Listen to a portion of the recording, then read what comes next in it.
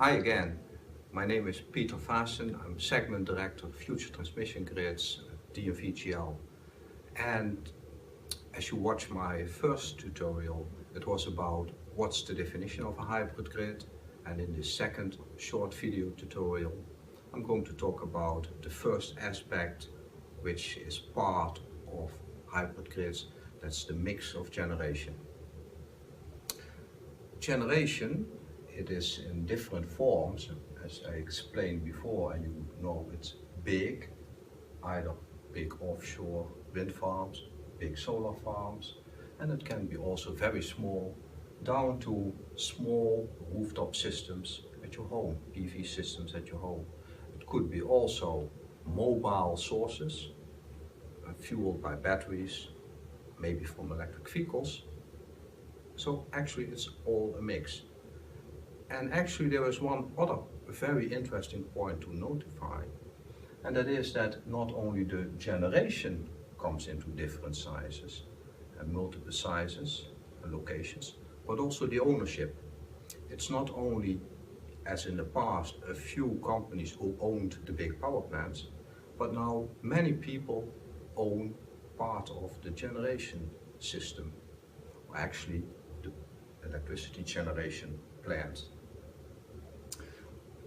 We at DNV did an industry survey in 2015 amongst 1,500 people, experts in the field, and we found out that 80% of them believed that within the next 35 years the renewables share could be roughly 70%. And if we think about that, and we combine that with the very ambitious targets, for example, of the European Commission on greenhouse gases reduction and renewable targets, and the large deployment of renewables seen in other parts of the world like the Middle East and China, we see that actually renewables drive the change in power systems, as you see behind me. But we also found out that there were some concerns. Policymakers were concerned about the costs. Is it still affordable for the people? Network operators, they were concerned about the reliability of the system and the complexity of the system which will emerge. But on the other hand, original equipment manufacturers, independent power producers and developers only saw huge bunches of opportunities. And it was also identified that storage and smart grids, including the digitization and information technology, were key technologies. So, in conclusion, variable renewables drive the change in power systems, but the power systems have to become more flexible. And the question is, of course, how do power systems become more flexible?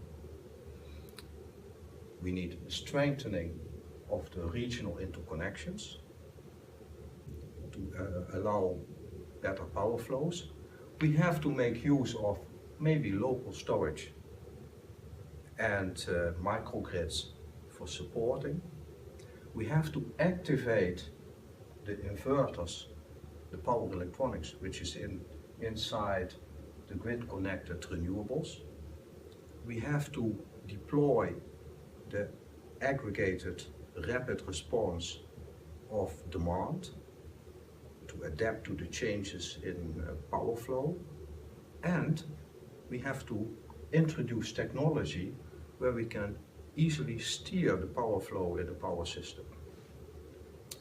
So if we take back to that, and we look back to those 5 points, actually this makes the system smart and flexible and basically future-proof. What do we need to make it happen?